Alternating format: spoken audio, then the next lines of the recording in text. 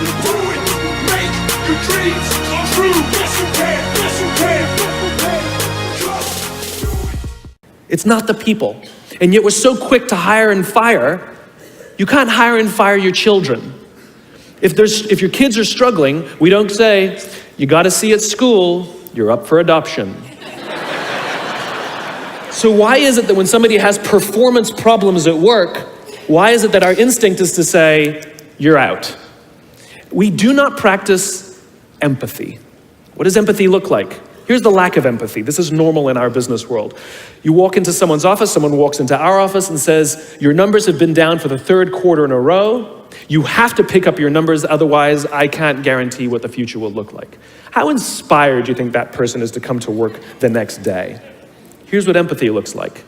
You walk into someone's office, someone walks into your office and says, your numbers are down for the third quarter in a row. Are you okay? I'm worried about you. What's going on?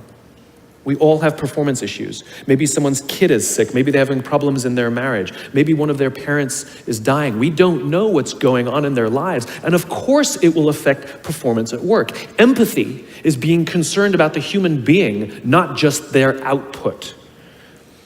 And we have to practice empathy. And one of the groups that we are pretty bad at practicing empathy with is our young millennials. So let me show you what empathy looks like.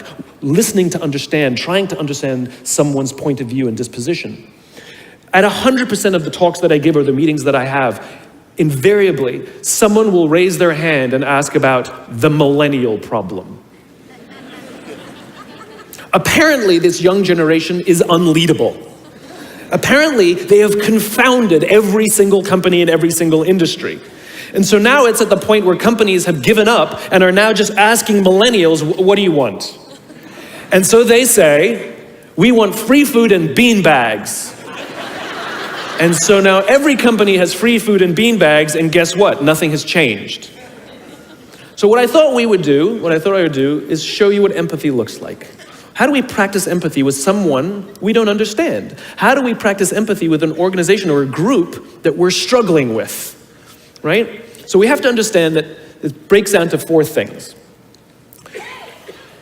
I've broken it down into parenting, technology, impatience, and environment. Let's talk about parenting first. Too many millennials have grown up subject to what has been described as a failed parenting strategy.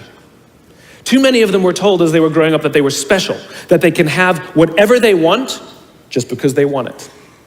They got medals for coming in last. They got participation medals, right? And the science on this is already good. We know that it devalues the feeling that somebody who works hard and comes in first place, and it actually makes the person who comes in last embarrassed because they know they don't deserve it. So it actually makes them feel worse. It actually doesn't help.